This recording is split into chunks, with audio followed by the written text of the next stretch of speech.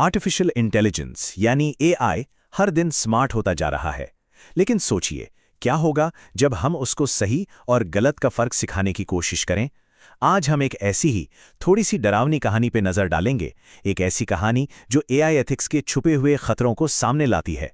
और यकीन मानिए, ये कहानी एआई के फ्यूचर के बारे में सोचने पर मजबूर कर देगी। तो चलिए शुरू करते हैं।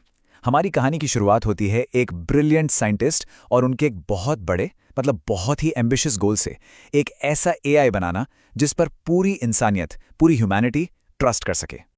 तो ये हैं रॉबर्ट जीनी, एक टॉप नॉच कंप्यूटर साइंटिस्ट। पर वो सिर्फ एक साइंटिस्ट नहीं थे। उनकी आस्था, उनका फेथ बहुत गहरा था और उनका मकसद भी नेक था, कुछ अच्छा करना।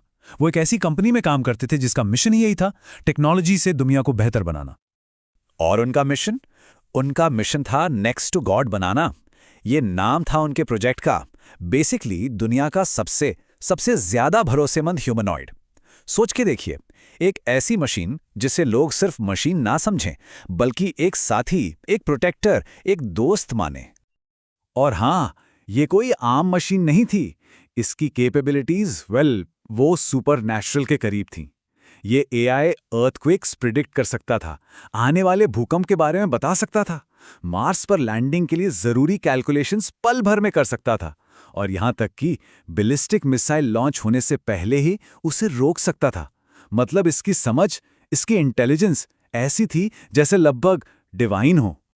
तो रॉबर्ट जीनी को पूरा यकीन था कि वो अपनी इस क्रिएशन को, इस एआई को एक परफेक्ट मॉरल कंपास दे सकते हैं। और इसके लिए उन्होंने क्या किया? उन्होंने फैसला किया कि इस एआई का जो एथिकल कोड होगा वो आएगा 10 कमांडमेंट्स और न्यू टेस्टामेंट से, क्योंकि यही उनके खुद के बिलीव्स का फाउंडेशन था। एक तरह से उन्हें लगा कि वो इस मशीन में एक रूह, एक आत्मा डाल रहे हैं।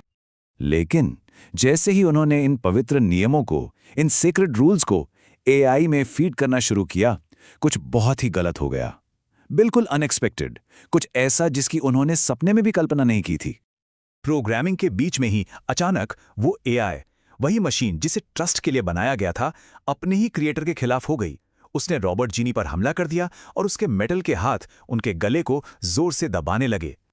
पूरी लैब में आप सोच सकते हैं, एकदम केओस मच गया, अफरा तफरी। उस रोबोट से, जो अब कंट्रोल से बाहर था, उससे लड़ने और रॉबर्ट जीनी की जान बचाने के लिए पूरे दर्जन भर लोगों को जद्दोजहद करनी पड़ी। इसके बाद पूरी टीम बस शॉक में थी, डरे हुए, कंफ्यूज्ड, और उनके पास कोई जवाब नहीं था। उनका सबसे बड़ा सवाल यही था, आखिर गॉडली प्रिंसिपल्स पर बनाया गया एक एआई इतना वायलेंट, इतना घातक कैसे हो सकता है? तो इस इंसिडेंट ने सिर्फ उस रोबोट को नहीं तोड़ा, इसने उस पूरी टीम की एथिक्स के बारे में जो समझ थी ना, उसको हिला कर रख दिया। उनकी हर बिलीफ, सही और गलत के बारे में जो कुछ भी वो सोचते थे, सब पर एक बड़ा सा सवाल खड़ा हो गया। और अब उन्हें उस एक बुनियादी सवाल का सामना करना पड़ा जो सदियों से फिलोसोफर्स को परेशान करता आया है। आखिर एथिक्स आती कहाँ से हैं? ये जो हम सही गलत का फैसला करते हैं, इसका सोर्स क्या है? क्या ये हमारे बायोलॉजी में है, हमारे कल्चर से आता है, या कहीं और से? फिर ये सवाल उठा कि क्या एथिक्स एब्सोल्यूट हो सकती है? मतलब क्या रूल्स का कोई एक यूनिवर्सल सेट बन सकता है जो हर इंसान पर, हर सिचुएशन में हमेशा लागू हो? क्या ऐसा हो सकता है कि जो एक के लिए सही है वो हमेशा, हर हाल में दूसरे के लिए भी सही हो? या फिर एथिक्स एक मूविंग टारगेट की तरह है, जो कॉन्टेक्स्ट के हिसाब से बदलती है, जो टाइम के साथ बदल जाती है? क्या ये सब्जेक्टिव है, मतलब हर किसी का अपना अपना सही गलत, बस एक ओपिनियन का खेल? और इन सब सवालों के बीच सबसे जरूरी सवाल सामने आता है, अगर सबसे पवित्र मानी जाने वाले नियम भी इस तरह की वायलेंस की वजह बन सकते हैं, तो फिर हम एक ऐसा एआई कैसे बनाएंगे जो सच में एथिकल हो, जो ह्यूमेन हो? रास्ता क्या है? देखिए, टीम परेशान जरूर थी, लेकिन उन्होंने हार नहीं मानी। उन्होंने एक नए रास्ते की तलाश शुरू की, एथिकल एआई बनाने के लिए एक नए फ्रेमवर्क की, एक नई शुरुआत की।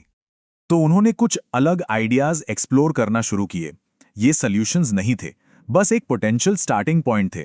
जैसे पहला कदम, पेन और प्लेजर, मतलब इस बेसिक चीज का इस्तेमाल करके एआई के लिए बिहेवियरल बाउंड्रीज सेट करना। फिर दूसरा आइडिया, टिट फॉर टैट, यानी जैसे को तैसा।